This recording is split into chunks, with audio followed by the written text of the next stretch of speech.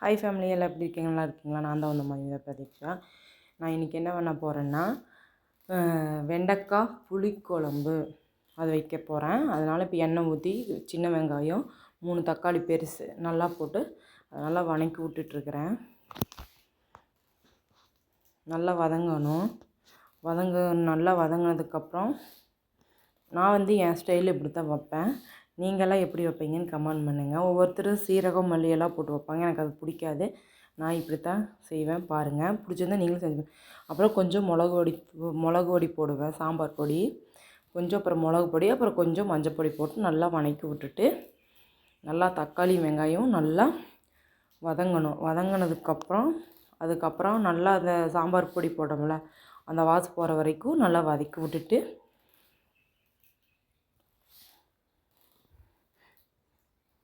நல்லா இதாகிற வரைக்கும் வதக்கணும். அதுக்கப்புறம் தேங்காய் துருவல் வந்து ஒரு கொஞ்சம் போட்டிருக்கேன்.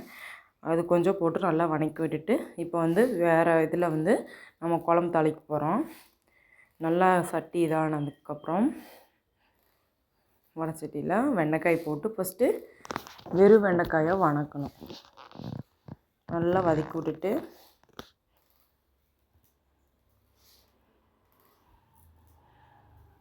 நல்லா வதக்கி விட்டுடணும். நல்லா அந்த வழுவழுப்பு தன்மை கொஞ்சம் போகிற அளவுக்கு கொஞ்சம் வதக்கி விட்டுக்கணும் வெண்டைக்காயை. அப்போ தான் வந்து அந்த வழுவழுப்பு இருக்காது, குழம்புல எது வச்சாலும் நல்லாயிருக்கும். நான் வந்து இப்படி தான் வெண்டைக்காய் புளிக்குழம்பு செய்வேன். நீங்களாம் எப்படி பண்ணுவீங்க? அப்புறம் நல்லா அந்த இது வந்து நல்லா இப்போ வதங்கிட்டுருக்குதுங்களா? இப்போ நல்லா வதங்கினதுக்கப்புறம் இதை தனியாக எடுத்து வச்சுட்டு இப்போ எண்ணெய் ஊற்றி அதில் கொஞ்சம் கடுகு, கொஞ்சம் வெந்தயம் போட்டிருக்கேன். ஒரு 5-6 வெந்தயம், கொஞ்சம் 1/2 ஸ்பூன் கடுகு, இதெல்லாம் போட்டு நல்லா கொஞ்சம் பொரிஞ்சதுக்கப்புறம் அதான் ஒரு 1/2 கரண்டி கடுகு போட்ட பார்த்தீங்களா? இது வந்து இந்த செடியில் வந்து இந்த உடக்காய் வந்து உட்காந்துக்குது. உடக்காய் வந்து சில பேர்த்துக்கு தெரியும், ஒவ்வொருத்தருக்கு தெரியாது.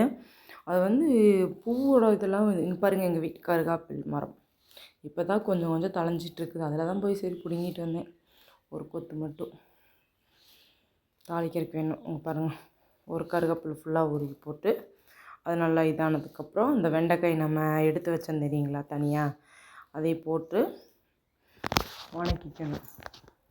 அந்த கடுகு இதெல்லாம் சேர்ந்து நல்லா வதங்க விட்டுறணும். அதில் நல்லா இது எவ்வளோ தூரத்துக்கு நல்லா வதங்குதோ அந்த அளவுக்கு டேஸ்ட் நல்லாயிருக்கும். ஒவ்வொருத்தரும் எண்ணெயிலையும் பொரிச்சிட்டு சாப்பிடுவாங்க வெண்டைக்காயை. நான் ஃபஸ்ட்டு வெறும் இதில் வதக்கிட்டு அப்புறம் தான் எண்ணெய் ஊற்றி கொஞ்சம் லைட்டாக வதக்குவேன்.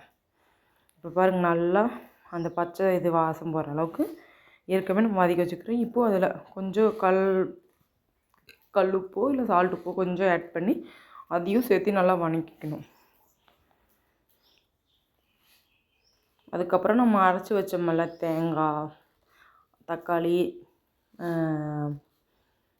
சின்ன வெங்காயம், அதையும் மட்டும் போட்டு ஊற்றினோம்னா குழம்பு ரெடி.